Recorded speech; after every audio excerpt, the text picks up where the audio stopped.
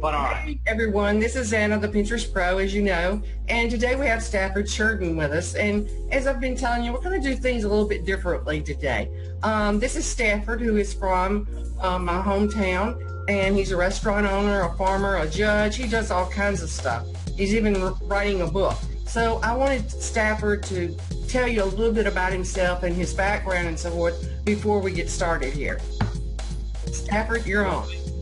Thank you for having me. And people always ask me what I do, and it's not one of those one-word answer. You know, you long time ago. Speak up a little bit, ma'am.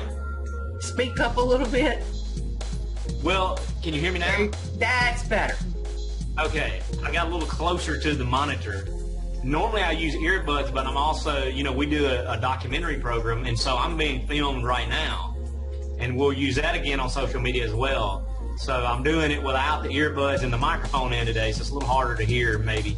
But, people would always ask me what I do, and I used to say farmer, and then for a while I would say, well, I'm a farmer and I'm a judge, and then I'm a farmer and judge, and I have this business and that business. So it's just easier for me to say I'm a serial entrepreneur, and I've done a little bit of everything, never really had a real job. I worked for my dad for a little while after college, but I've always been self-employed or either employed by a family member. So a lot of times I can't relate to some people's stories about, should I quit my job or whatever, but I've always worked for myself and just really enjoyed that. To me, working for somebody else sounds a lot like prison.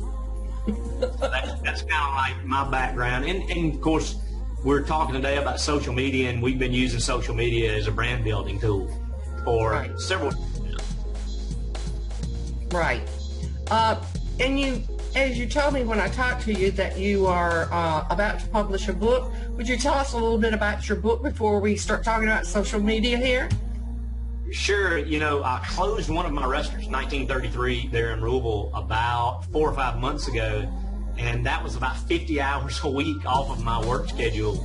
So I found myself going, what am I going to do with all this extra time? And I've always enjoyed writing, always wanted to write. So I started, I didn't know what I was going to write, but a good friend of mine said, writers write, just sit down and start writing. So that's what I did. And before I knew it, this book was coming out, and I called it The Undeniable Truth. But the preface and the premise behind the book really is that everybody kind of has a blueprint for a life or undeniable truths for life that they have to follow. And if they follow them, they're happy. If they don't follow them, they're not happy. And I've always been a storyteller, so I kind of, by stories, told how this happened to me and how I kind of made this discovery through business, the pitfalls of business and that kind of thing. So it's a lot about entrepreneurship and, living in the Mississippi Delta, entrepreneurship is probably harder than it is anywhere else, but it's a lot more fulfilling too. So it's going to be an interesting book. I'm excited about it.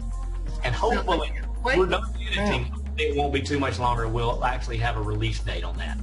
Well, you'll have to be sure and let me know, and I'll have to advertise it on my social media too, because I'm sure that it'll be a very good book, because you are a good storyteller. I do know that because I've listened to a lot of your broadcasts and so forth, and you do a very good job of that. And as you said, you use social media with your business. Could you tell us what social media you use with your business and the reasons why you selected those social medias? I try to use a little bit of everything, but I do find that there are certain, and I look at social media, and of course, we all use that term pretty loosely, I think. When we say social media, everybody thinks Facebook. I think really we're talking about the current state of the internet. About 90% of internet traffic is social, whether it's YouTube, Reddit, Pinterest. There's just so many other than Facebook and Instagram, or Twitter, which are probably your three big ones. And I look at them like different channels, and they all have a little different features and a little different audience.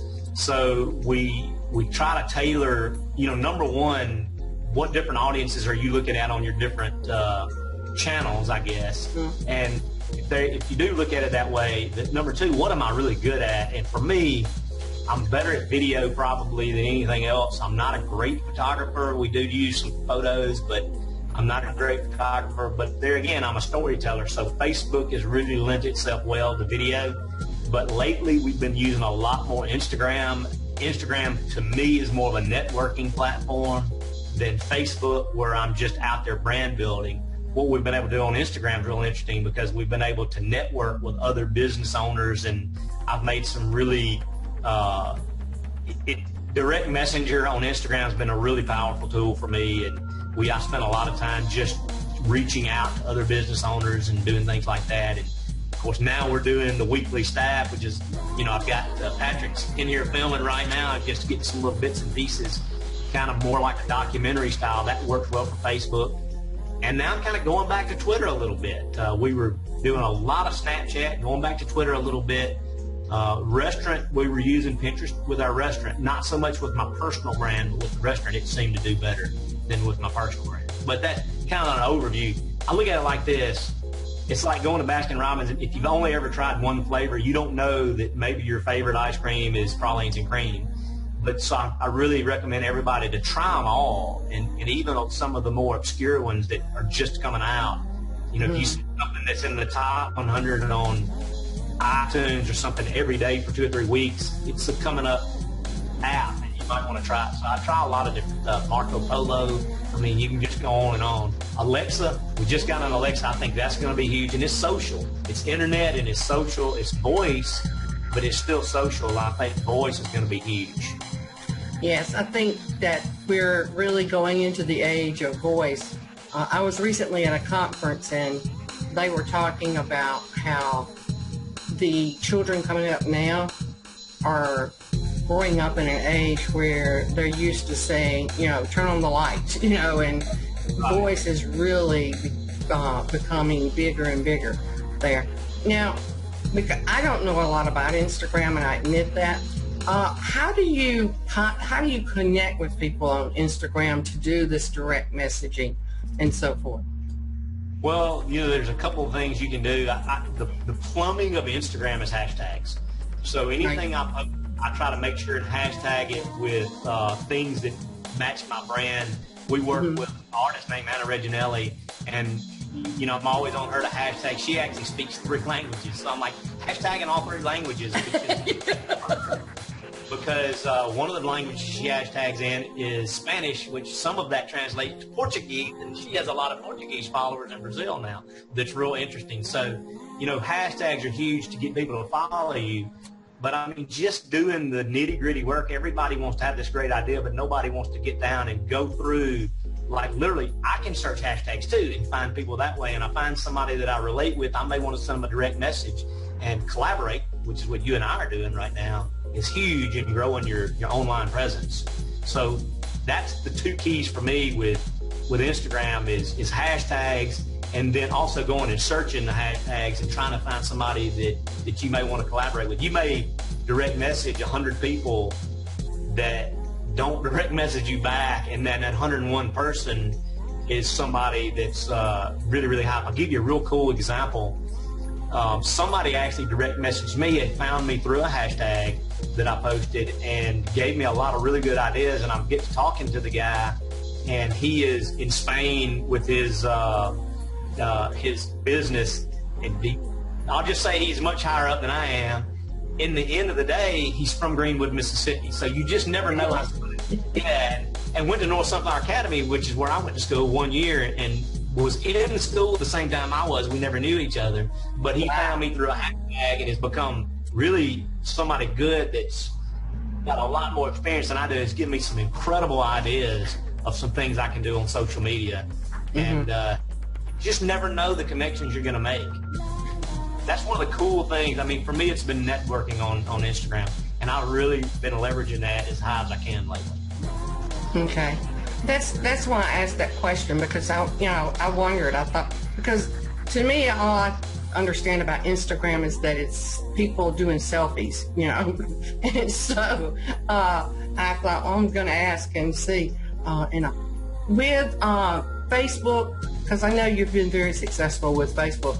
With Facebook and with Instagram, how long did it take you to develop a following and really get that working for you?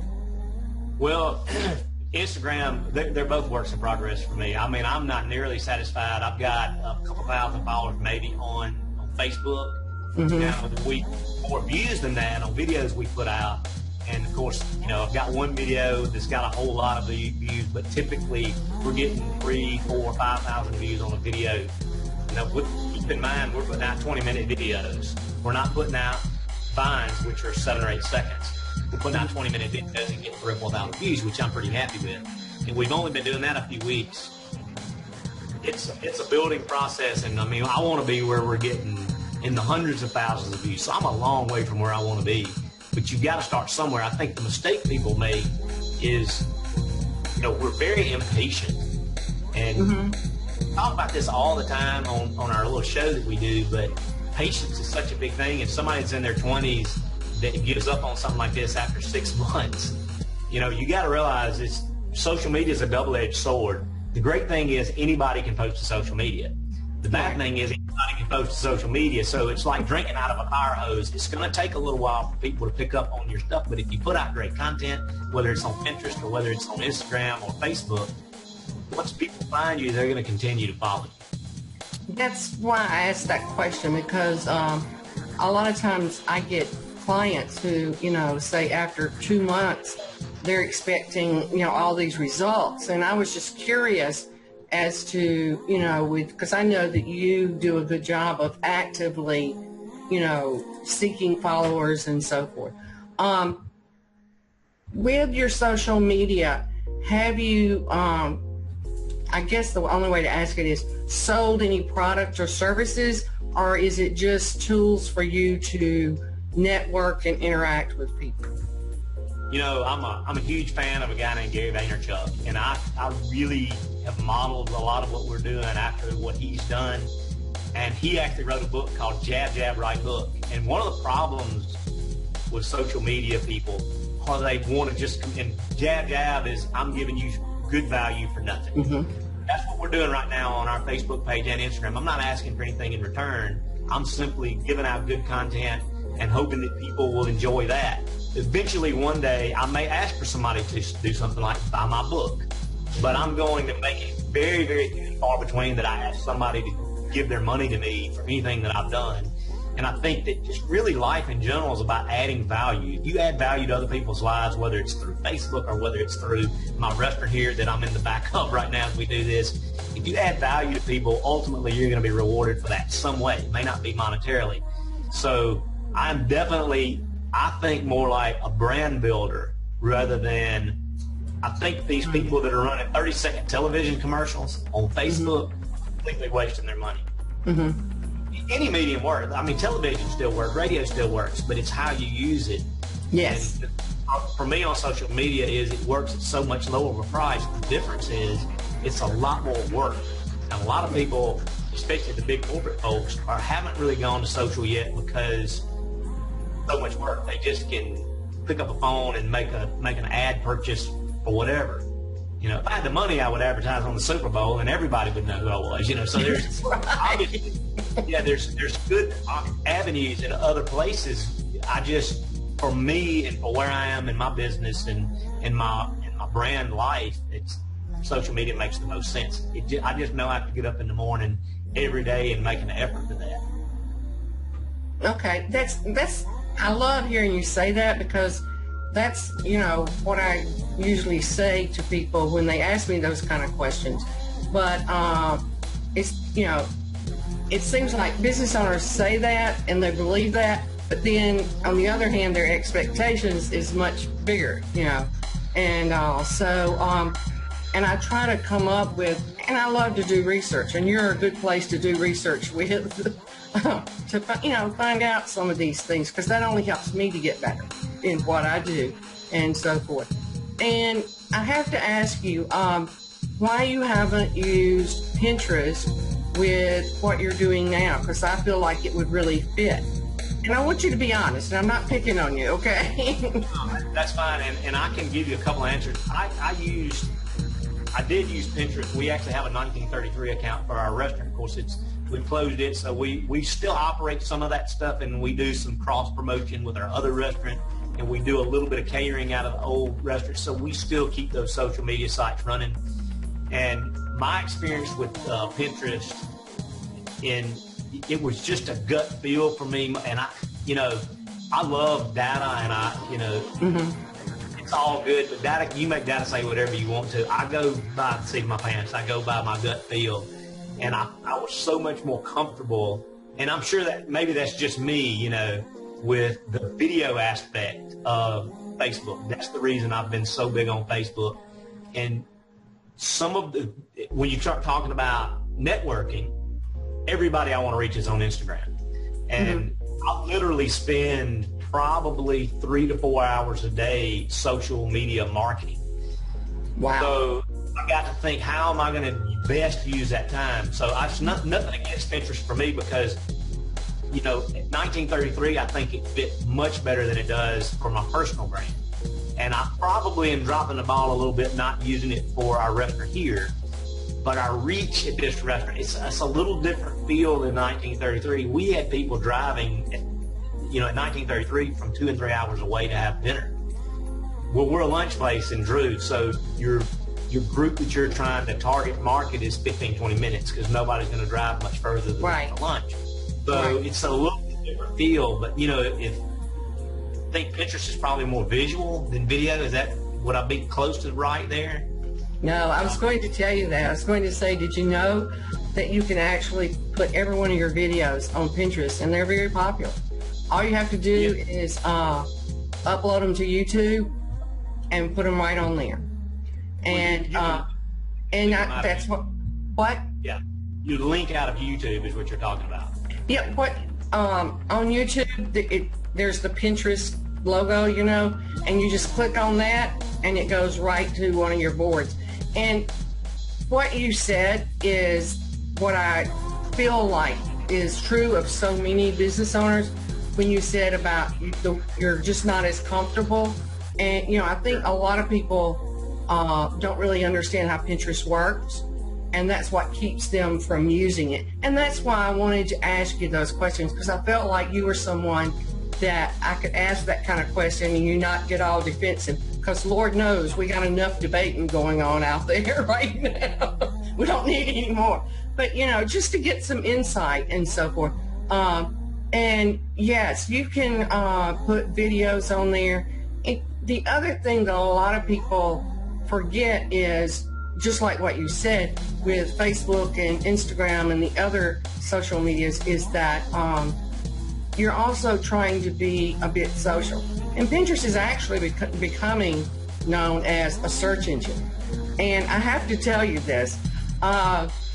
The other day, because I was putting together a proposal for a company, and I Googled Bergdorf Goodman, which is, a big retail store in New York.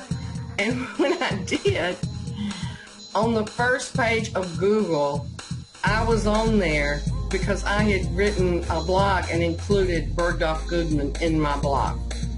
Now think about that power that had. Now, just like you said, little old me here in Sanford, Florida. So, whoa! It kind of blew me away, But because what I was doing was comparing Pinterest to places, stores in New York City. You know how they really decorate their windows to draw people in, and I was saying that's how Pinterest is. Think of it as your storefront windows, and you're trying to draw people in to your website.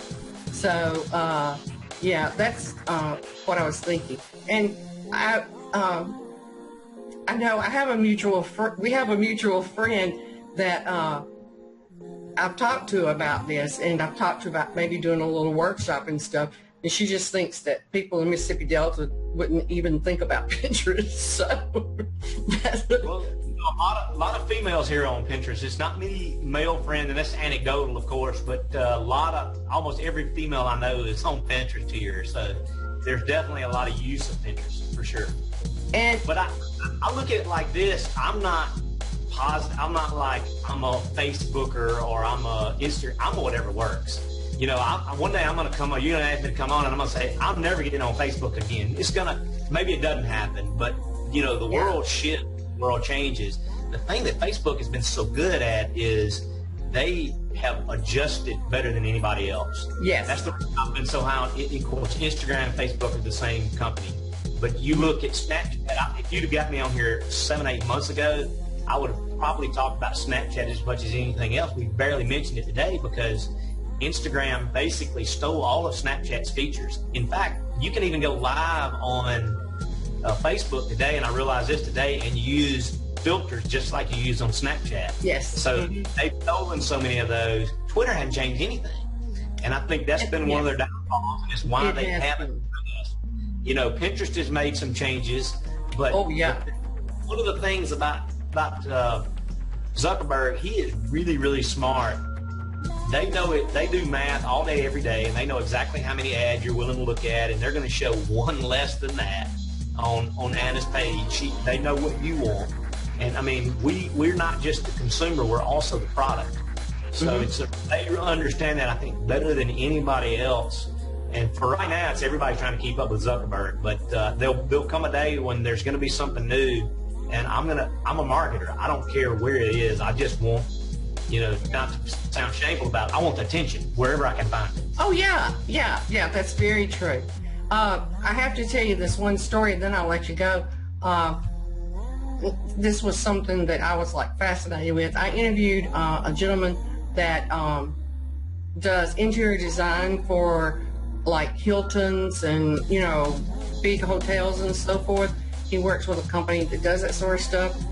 And he talked about the fact that Pinterest helped him whenever he went to an interview with a potential client. And he said the reason is that when he got there, they would say, oh yeah, we know your work, we like your work because we've already looked you up on Pinterest.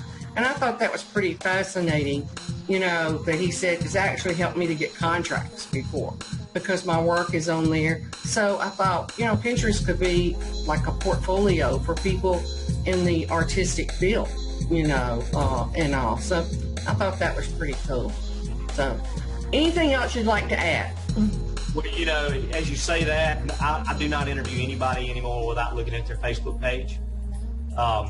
You know, well, I can't even remember what the movie was, 1984 maybe, when, you know, we were worried about Big Brother, but the government was going to spy on us. But the government doesn't have to spy on us anymore. We very willingly post our entire lives on Facebook. And, of course, you've got LinkedIn, which we didn't even talk about LinkedIn. And as networking, that's big. I use that a lot, too. But so absolutely, any of this is a portfolio. And whether we're talking about a designer or an artist, or I think the really important thing to remember is you're here to tell us, if you're branding, if this is what you're trying to do, if you're branding, you're here to tell a story. You know, yeah, people are interested in what food we serve and what we really got good at. What, you know, when the light bulb kind of went off for me in 1933 was when I started telling the stories about the people in the kitchen. Nobody knew who was in the kitchen. That's when the things started to turn in a different direction for us as a brand. And we really got that brand recognition. When people started walking in the door and saying, tell Lishman to cook my steak this way, that's when the light went off, and I said, okay, we need to be a storyteller. We need to tell these, and I've been kind of sticking to that theme, not on purpose because that's who I am, but, you know, every company is no longer, I'm not a food company, I'm a media company. You know, and everybody needs to remember they're a media company. So anywhere you can put out good content, you need to be doing it, wherever it is. And that's very good advice, because a lot of business owners, they don't want anybody just know, you know, behind the scenes. And I absolutely agree with you, and especially to feature and highlight the people that are behind the scene, like the chef, and I know you've done that, and a lot of your other, and your wait staff you have featured. And I think that really adds that personal touch and makes people have a warm, fuzzy feeling about, you know, what you're doing and all. So, but thank you so much. What? Everybody has a story to tell. Exactly. Well, thank you so much, Stafford. I really appreciate you joining me today and doing this and all the information. And as I said before, don't forget to let me know when your book comes out so I can put that information on my Facebook page and Pinterest and everywhere else, okay? And this is Anna, and I'm signing off until tomorrow at 7 p.m., where I will have another Facebook Live. and I will debrief on some of this stuff, some of the things that Stafford has said today. So take care, and I'm going down the Pinterest Superhighway.